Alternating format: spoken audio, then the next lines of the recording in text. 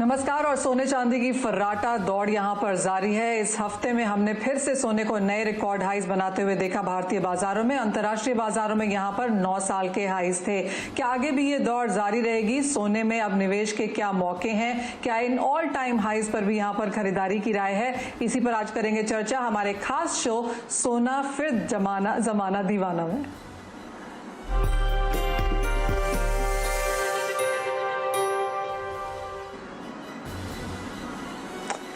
जी हाँ, सोने का फिर से जमाना यहाँ पर दीवाना है। सिर्फ अभी तक तो यहाँ पर हाउस होल्ड्स ही खरीद रहे थे, लेकिन अब यहाँ पर पोर्टफोलियोज में भी सोने को ऐड किया जाने लगा है। सोना अब काफी हद तक एक मेन स्ट्रीम थीम बनता हुआ नजर आया है। अंतर्राष्ट्रीय बाजारों में हमने फंड्स की खरीदारी यहाँ पर आते हुए देखी है। ETF की खरीदारी यहाँ पर रिकॉर्ड हाइज पर है। गोल्ड फंड्स में यहाँ पर बाइंग की जा रही है। तो काफी हद तक एक एक्सेप्टेंस इतने हायर लेवल्स पे भी हमने सोने में आते हुए देखी है। आज हमारे साथ शो में जुड़े हैं मोतीलाल ओसवाल के किशोर नारने, सिल्वर एम्पोरियम के राहुल मेहता और अनमोल ज्वेलर्स के ईशु दत्वानी। आप सभी का कार्यक्रम में स्वागत है। किशोर, पहले आपसे ही शुरुआत करना चाहेंगे। और जिस तरह का रनअप हमने सोने में आते हुए देखा है, ऑफ कोर्स हम इसकी बात कर ही रहे थे, आपने इससे भी ज्यादा लेवल्स यहाँ पर फोरकास्ट किए हुए हैं, लेकिन इन लेवल्स पे आप क्या कहेंगे? सोना क्या अब कस्टमर के लिए है या इन्वेस्टर के लिए? Good afternoon Manisha. I think सोना हमेशा इन्वेस्टर के लिए होता है, और कस्टमर के लिए जो सोना है that's not an asset class. तो वो आप एक पर्पस के लिए ले रहे हैं, आप इधर ट्रेडिशनल सोशल पर्पस के लिए ले रहे हैं, उसके साथ साथ आपका इन्वेस्टमेंट एंगल जुड़ा हुआ है। तो वो उसका इम्पैक्ट जो है, फॉर एग्जांपल ज्वेलरी का डिमांड का जो इम्पैक्ट ऑन प्राइस, वो काफी कम होता है, उसके साथ कोरिलेशन काफी कम होता है। बट इन्वेस्टर डिमांड के साथ प्राइस मूवमेंट का कोरिलेशन काफी हाई रहता है। सो जब भी इन्वेस्टर्स गोल्ड बेचने के लिए आते हैं, ETFs का होल्डिंग्स कम होता है, उसमें गोल्ड का प्राइस में कमजोरी पड़ जाता है।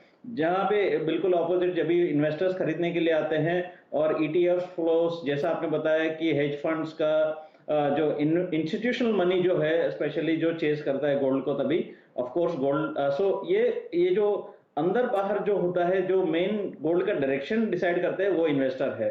और दूसरी बात यह है कि अगर आप जैसा हेज फंड की बात किया, ग्लोबल ETF इन्वेस्टमेंट्स आप अगर देखें, पिछले 6 महीने में 760 टन ऐड हुआ है ग्लोबल ETFs में, गोल्ड ETFs में, और ये बहुत बड़ा नंबर है। और पिछले साल का अगर आप सेंट्रल बैंक परचेजेस देखें, वो शायद ये साल में सेंट्रल बैंक शायद गोल्ड नहीं खरीदेंगे, बट उस डिमांड जो है वो ETF से काफी हद तक रिप्लेस हो चुका है। जी हाँ, हमने खरीदारी यहाँ पर पैटर्न चेंज होते हुए जरूर देखा है। लेकिन ईशु दत्वानी, आपको भी चर्चा में यहाँ पर शामिल करना चाहेंगे। जिस तरह के नंबर्स के साथ फिलहाल हम कारोबार कर रहे हैं, वो तो यही है कि कस्टमर इस वक्त यहाँ पर बाजार में नहीं है, इन्वेस्टर ज्यादा है। और 20 से 22, शायद 25-30% किसी किसी सिटी स्टेट में यहाँ पर ज्वेलरी खरीदारी है पिछले साल के कंपैरिजन में। तो करीबन 70% की गिरावट हमने यहाँ पर फिजिकल ज्वेलरी बाइंग में इस साल में अब तक आते हुए देखी है। ये पिछले क्वार्टर के नंबर्स हैं, अप्रॉक्सीमेट नंबर्स हैं। आपको क्या लगता है कितना सुधार यहां पर देखने को मिलेगा, कब तक मिलेगा? और इन हायर लेवल्स पे क्या ये एक और रीजन है कि खरीदार बाजार में नहीं है? देखिए, हम बॉम्बे में बैठे हैं, तो बॉम्बे में क्योंकि हम अभी हफ्ते में सिर्फ 3 बार दुकान खोल पा रहे हैं, और वो भी 5 बजे तक था, आज से अभी 7 बजे तक अलाउ किया है। तो यहाँ पर और भी ज्यादा, मतलब दूसरे सिटीज के मुकाबले में और भी लोग कम आ रहे हैं। आप 30% की बात कर रहे हो, हमारा जून का फिगर 10 से 15% के ऊपर नहीं गया। तो मुझे लगता है सितंबर से पहले तो इवन गोइंग टुवर्ड्स नॉर्मल नहीं होगा, मतलब ये ऐसे ही चलेगा 1-1.5 महीना और maybe first week of सितंबर से मूवमेंट थोड़ा हमको और देखने को मिले। जहां तक भाव का सवाल है, अभी हमारे पास राइट नाउ एक क्लाइंट बैठा है बाहर, गोल्ड के खरीदारी कर रहे हैं, तो मैं उनके साथ उनकी राय ले रहा था कि आपका क्या थॉट प्रोसेस है। और क्योंकि उनकी शादी है, वो मदर, फादर और डॉटर खुद आए हुए हैं, तो क्यों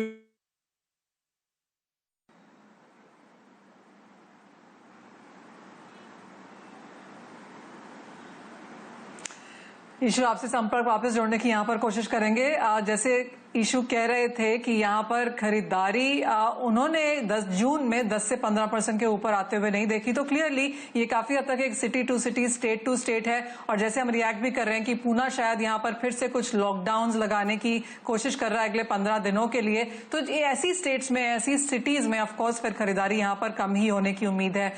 ईशू, आपको फिर क्या लगता है? आप कह रहे थे कि खरीदार हैं यहाँ पर बाजार में, लेकिन सिर्फ वही हैं जिनकी जरूरत है सोने की, जिनको शादी के हिसाब से यहाँ पर सोना खरीदना है, लेकिन जो इन्वेस्टर्स हैं वो फिलहाल फिजिकल में खरीदारी नहीं कर रहे।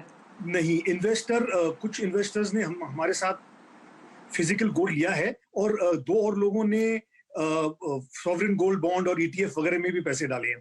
तो जहां तक प्राइस का सवाल है, मैं इस क्लाइंट को पूछ रहा था तो बोला अभी हमको तो अभी कोई चॉइस ही नहीं है। लेकिन क्या हो जाता है कि साइकोलॉजिकली जब तक क्लाइंट प्राइस एक्सेप्ट नहीं करता तब तक वो बिजनेस आगे नहीं बढ़ेगा, क्योंकि हिस्टोरिकली अगर आप देखो हमेशा गोल्ड बढ़ रहा है। तो एक लेवल पे क्लाइंट एक्सेप्ट कर लेता है प्राइस, फिर खरीदारी थोड़ी इजी हो जाती है। तो वो साइकोलॉजिकल एक्सेप्टेंस ऑफ प्राइस आना जरूरी है, पहला नंबर। और दूसरा नंबर फेयर जो है वो निकलना है कि हम अभी बाहर जा सकते हैं, दुकानों में जा सकते हैं। जब वो फेयर निकलेगा तब हमारा जो है सेल आगे बढ़ेगा।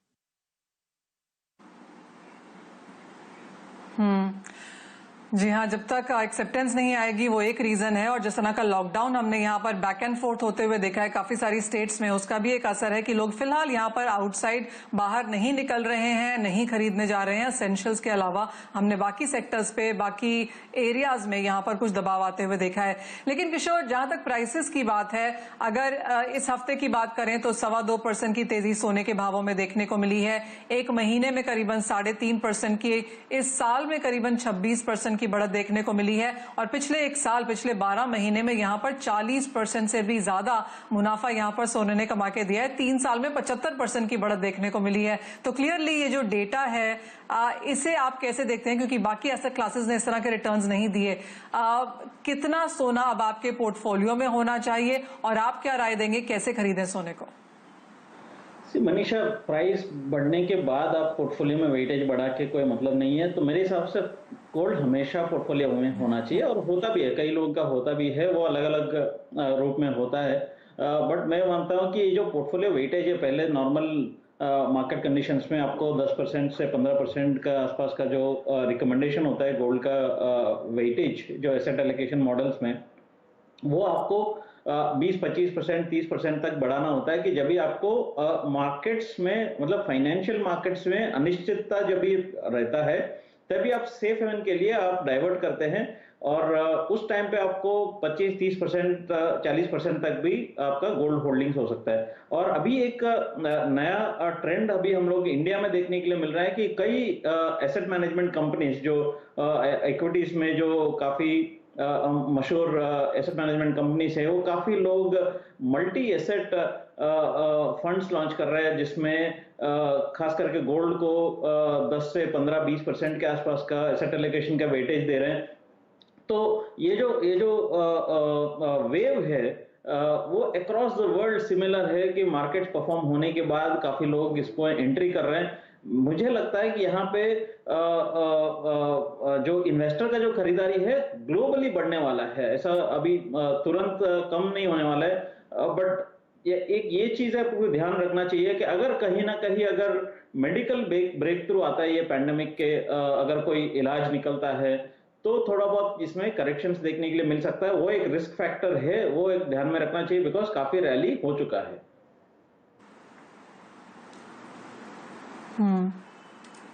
बात लेकिन चांदी की भी करनी चाहिए, क्योंकि इस हफ्ते की अगर बात करें तो चांदी ने यहां पर सोने को आउट परफॉर्म किया है। करीबन 6% की तेजी इस हफ्ते में हमने चांदी में यहां पर आते हुए देखी है। करीबन 10 महीने के हाईज अंतर्राष्ट्रीय बाजारों में, 7 साल के हाईज भारतीय बाजारों में, और चांदी ने पिछले 1 महीने में 5.5% की बढ़त दिखाई है। ऑफकोर्स सोने से अगर इसे कंपेयर करें तो यहां पर इसकी अंडर परफॉर्मेंस रही है, क्योंकि जहां सोने ने 26% के गेन्स इस साल में दिए हैं, चांदी में हमने 10% की बढ़त आते हुए देखी है। लेकिन मार्च के लोज से अगर चांदी को देखें तो ऑलमोस्ट हमने यहाँ पर भाव डबल अप होते हुए देखे, नॉट एग्जैक्टली डबल अप लेकिन करीब करीब 48% के गेन्स यहाँ पर चांदी में भी देखने को मिले हैं। हमारे साथ राहुल मेहता सिल्वर एम्पोरियम के अब जुड़े हैं। राहुल नमस्कार।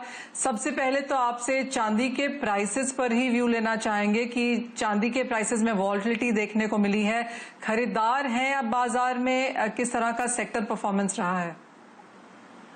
तो चांदी की प्राइसेस अभी जो लो देखने जाए, जो 36,000 का जो लो हुआ था मिड मार्च में, तो काफी बड़ी इन्वेस्टमेंट डिमांड वो पीरियड पर आई थी।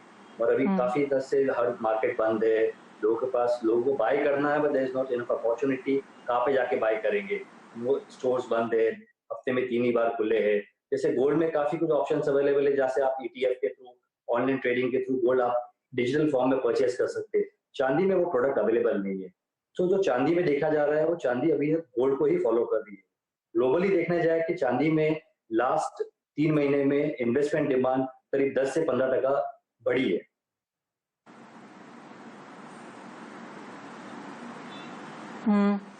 इन्वेस्टमेंट डिमांड यहाँ पर चांदी में भी देखने को मिली है, 10 से 15% की यहाँ पर बढ़त देखने को मिली है। लेकिन राहुल, पिछले 3 महीने में किस तरह का व्यू यहाँ पर रहा है? क्योंकि सोने की फिजिकल मांग में तो हमने एक बहुत जोरदार कट आते हुए देखा है, चांदी की फिजिकल मांग किस तरह से परफॉर्म करी?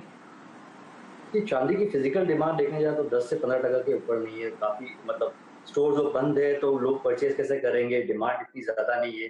मगर काफी लोगों में इंटरेस्ट है चांदी के नए स्टोर्स खोलने में, तो वो बहुत बड़ी चीज हमको देखने मिली है लास्ट 3-4 महीने में। जैसे gold is trading at life time high, या एवरी डे वापस सोचते कि नया हाई जा रहा है, तो लोगों का काफी इंटरेस्ट चांदी की तरफ बढ़ चुका है और बढ़ भी रहा है। काफी ज्वेलर्स को नए चांदी के स्टोर्स खोलने हैं, नए ब्रांड्स लॉन्च करने हैं। सो बहुत कुछ चल रहा है चांदी में, जो आने वाले टाइम में हम लोग को जो फिजिकल रूप में देखने को मिलेगा। एब्सोल्युटली, क्योंकि जैसे आपने कहा कि चांदी खरीदनी हो तो कोई विकल्प भी नहीं है, ना ETF है चांदी के लिए, ना चांदी के फंड्स हैं, तो फिजिकल खरीदारी या फिर डेरिवेटिव्स में मूवमेंट में यहाँ पर लोग फायदा उठाते हैं चांदी के प्राइसेस का। लेकिन किशोर, आपसे जानना चाहेंगे, जिस तरह से आउट परफॉर्मेंस हमने चांदी में इस हफ्ते में आते हुए देखी है, $19 के लेवल्स हमने निकलते हुए देखे, 50,000 रुपया भारतीय बाजारों में निकलता हुआ नजर आया। यहाँ पर क्या एक ब्रेकआउट है, क्या यहाँ पर खरीदारी के मौके हैं? आई थिंक मैं ब्रेकआउट के लिए थोड़ा इंतजार करूंगा और 20-25 सेंट अगर ऊपर जाता है, इंडिया में अगर देखें तो 52,000 के ऊपर अगर सेटलमेंट हो जाता है तो प्रॉब्ली मैं इसमें शॉर्ट टर्म में और परफॉर्मेंस का कॉल दे सकते हैं। मेरे हिसाब से गोल्ड में फिलहाल के लिए थोड़ा बहुत स्लो डाउन हो सकता है, और प्रॉब्ली अगर आपको 400-500 रुपए करेक्शन भी कहीं ना कहीं मिल सकता है। बट चांदी में 52,000 के ऊपर काफी अच्छा ब्रेकआउट हो सकता है टेक्निकली ऑल्सो। तो मेरे हिसाब से आपको अगर देखें वहां से आपको शायद 62,000 जाने में आपको शायद 2-3 महीने से ज्यादा नहीं लगेगा, और मतलब वहां पे आपको 10,000 रुपए के आसपास का रैली आपको विद इन नेक्स्ट 2 मंथ्स आपको मिल सकता है।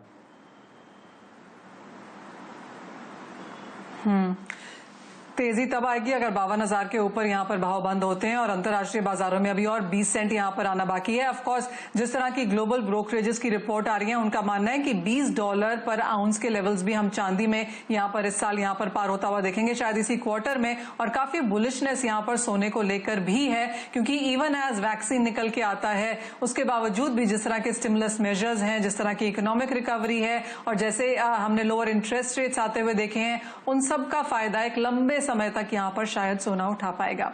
लेकिन इसी के साथ रुकेंगे एक छोटे से ब्रेक के लिए। जब लौटेंगे तो बात करेंगे कि करेंसी का इंपैक्ट यहाँ पर कैसा रह सकता है। भारतीय बाजारों में फिलहाल इंपोर्ट्स बहुत कम है, सोने और चांदी दोनों के ही लेके। तो अगर आपको इन्वेस्टमेंट यहाँ पर करनी है फिजिकल मार्केट्स में, तो उसके क्या विकल्प हैं, किस तरह के प्राइसेस हैं, क्या यहाँ पर डिस्काउंट है या प्रीमियम है, उन सभी पे बारे में बात करेंगे इस ब्रेक के बाद।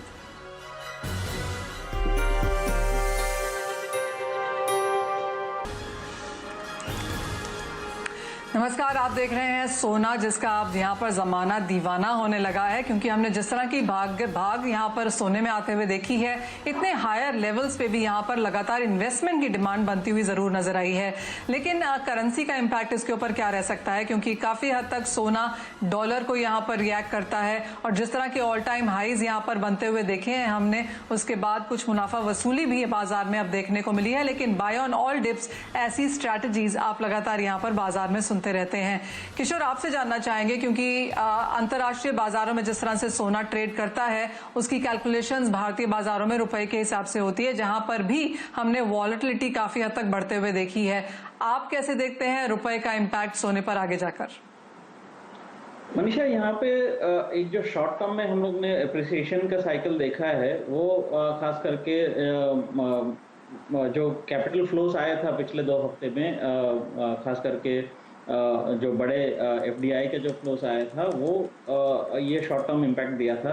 दूसरी बात यह है कि डॉलर, जैसा आपने पहले भी बताया कि जो स्टिमुलस पैकेजेस है उसकी वजह से जो डॉलर प्रिंटिंग हो रहे हैं उसके वजह से भी डॉलर थोड़ा सा वीक लग रहा है।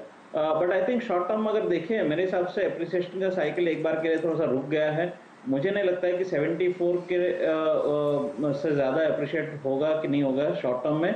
बट आई थिंक एक जैसा भी इक्विटी मार्केट्स में थोड़ा आज वीकनेस भी देखने के लिए मिला, तो 70 आप नीचे का रेंज पकड़ लीजिए और ऊपर में 75.25 75.3 के आसपास का आपका रेंज दिखता है शॉर्ट टर्म में। बट अगर आप if you are looking at a long term, आप ईयर एंड तक भी देखें तो मेरे हिसाब से 74 हाफ का लेवल आपको दिसंबर 2020 के आसपास देखने मिलेगा। सो इंडियन डोमेस्टिक प्राइसेस में गोल्ड में रुपये का ज्यादा यहाँ पे फायदा शायद अगले 6 महीने में ज्यादा मिलेगा नहीं। क्योंकि अगर रुपया अप्रिशिएट हो जाएगा और अगर इंटरनेशनल बाजार में सोना आगे भागेगा तो भारतीय बाजारों में उसकी कैलकुलेशन हम बहुत बेहतर आता हुआ नहीं देखेंगे। तो किशोर, उस लिहाज से फिर आपको क्या लगता है, अगर हम सोने की बात यहाँ पर कर ही रहे हैं और रुपया आपको लगता है कि 74.5 के ऊपर शायद अप्रिशिएट नहीं होगा, तो इस क्वार्टर में, इस साल के अंत तक अब सोने के भाव क्या बन सकते हैं? आई थिंक इस क्वार्टर प्रॉब्ली आपको द बेस्ट प्राइस आप देखें कि ये 52,000 के आसपास मुझे दिखता है। प्रॉब्ली ज़्यादा अपसाइड नहीं है, but still 52,000 is a great level. Probably आपको 1840 1850 के आसपास के लेवल्स में एक बार स्ट्रॉन्ग रेसिस्टेंस आ सकता है। बट अगर अगले साल के अगर बात करें तो मेरे हिसाब से 2400 2450 डॉलर्स तक भी जा सकता है।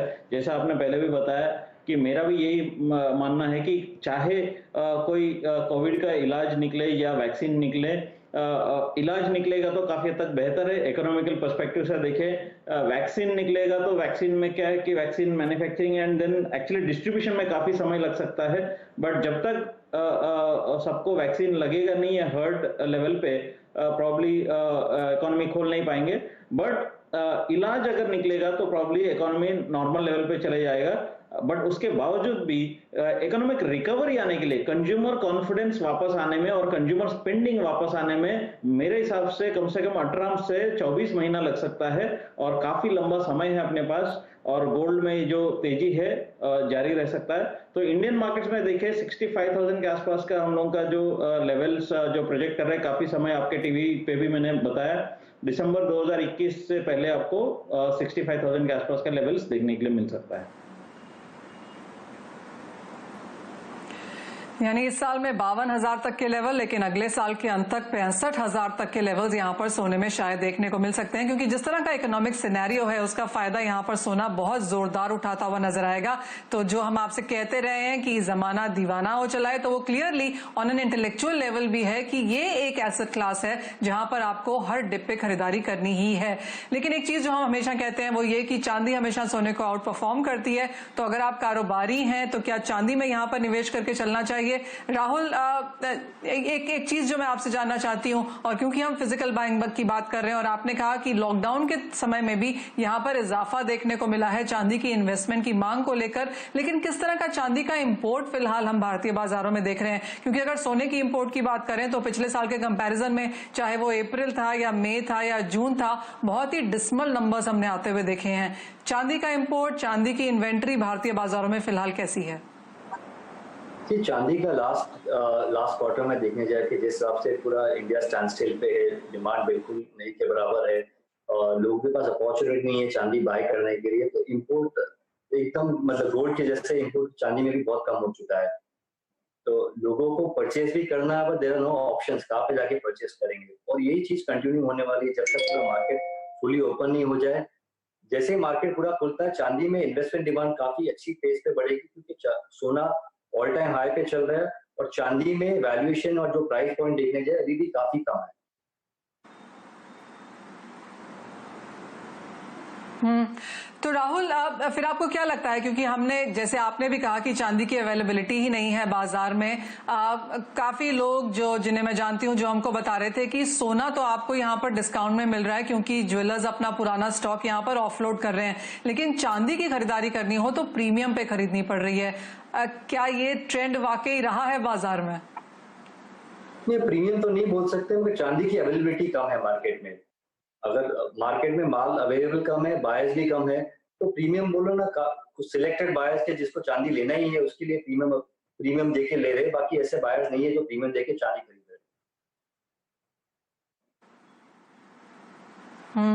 ईशु, आप क्या कहेंगे, अगर कोई सोने का खरीदार हो जिसको फिजिकल मार्केट्स में लेना हो तो किस तरह के भाव हैं? क्या अभी भी डिस्काउंट्स चल रहे हैं? क्योंकि हमने देखा था कि ज्यादातर जून में तो वही ट्रेंड्स बनते हुए नजर आए थे।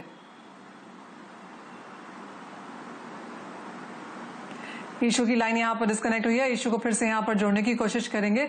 लेकिन किशोर, आप क्या कहेंगे, क्योंकि जब हम फ्यूचर्स देखते हैं डेरिवेटिव एक्सचेंजेस पे, उनमें टैक्सेस और जीएसटी इंक्लूडेड नहीं होता, स्पॉट प्राइसेस क्लियरली यहाँ पर डिफरेंट होते हैं, बाइंग प्राइसेस और भी अलग होते हैं क्योंकि उसके ऊपर मेकिंग चार्जेस भी लगता है, और उसके फिर हिसाब से कि जो बिकवाल जो ज्वेलर है वो उसके ऊपर डिस्काउंट देता है या प्रीमियम देता है। तो काफी सारी चीजें, जब हम स्पॉट मार्केट्स की बात करते हैं, ये मूविंग पार्ट्स यहाँ पर होते हैं। तो क्या राय है फिर खरीदार के लिए कि अगर आप शादी के लिए ले रहे हैं तो ही खाली ज्वेलरी लीजिए, अदरवाइज ऑनलाइन डिजिटल प्लेटफॉर्म पे यहाँ पर सोना लेना बेहतर है?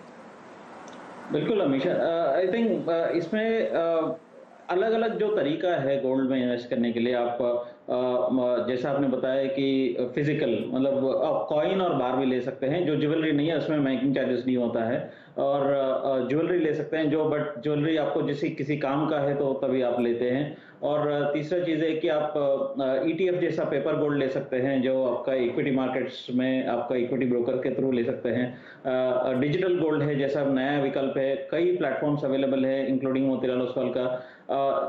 फाइनली मैं एक कहना चाहता हूं कि MCX एज ए डेरिवेटिव्स, आपको लगता है कि डेरिवेटिव्स शॉर्ट टर्म ट्रेडिंग के लिए यूज करते हैं, बट मुझे लगता है कि डेरिवेटिव्स एक वंडरफुल चीज है। इवन अगर आप लॉन्ग टर्म इन्वेस्ट करना चाहता है तो गोल्ड में, बिकॉज गोल्ड में जो एनुअल रोल ओवर कॉस्ट जो बोलते हैं, एनुअल रोल ओवर कॉस्ट आपको 4% से कम होता है। आपका नॉर्मल कॉस्ट ऑफ कैपिटल जो है एटलीस्ट 8-9% का आपका नॉर्मल कॉस्ट ऑफ कैपिटल, कहीं से भी आप कोई भी म्यूचुअल फंड या ऐसा वहां पे आपको बेहतर रिटर्न्स कमा सकते हैं। तो यहाँ पे 10 से 20% आप MCX में एज ए मार्जिन रख के आप MCX में एक डेरिवेटिव कॉन्ट्रैक्ट लीजिए, वहां पे GST या कोई भी मेकिंग चार्जेस का ऐसा कोई लॉस नहीं होता है, एंड उसको हर एक्सपायरी में उसको रोल ओवर करते चले जाइए। उसका सारे कॉस्ट आपको 4% के आसपास के गिरता है, तो साल भर का कॉस्ट जो है, तो आपका जो rest of 80% of the capital जो बचा हुआ है आपका, जो 100% आप गोल्ड में इन्वेस्ट करना चाहते हो तो 20% आप मार्जिन रख लीजिए, बाकी 80% इवन फिक्स डिपॉजिट में भी रखें, तो उससे जो एक्स्ट्रा रिटर्न मिलेगा वो आपको गोल्ड का रिटर्न को और तो भी आपको ज्यादा मिलेगा। जी हाँ, एब्सोल्युटली किशोर, आपकी पॉइंट बिल्कुल सही है यहाँ पर कि फिजिकल में आप तभी लीजिए जब आपको यहाँ पर सोना पहनना हो ज्वेलरी के तौर पे, otherwise ETF, gold funds, derivative markets में जो भी अगर आप ट्रेड करें तो वो भी एक चीपर वे है आपको यहाँ पर पैसा कमाने का, रिटर्न्स लेने का सोने में। एंड क्लियरली हमने सोने में जिस तरह से बात करी है अपने गेस्ट से, एक्सपर्ट से, यहाँ से अच्छी खासी और तेजी यहाँ पर सोने में और चांदी में भी आगे जाके मिल सकती है। तो हर डिप्स पे खरीदारी यहाँ पर अभी भी राय है। लेकिन इसी के साथ इस कार्यक्रम में इतना ही समय है। किशोर, ईशु और राहुल, बहुत शुक्रिया आपका हमारे लिए समय निकालने के लिए और वो राय प्रेशियस मेटल्स पे आज देने के लिए। मुझे भी दीजिए इजाजत, लेकिन आप देखते रहिए CNBC आवाज।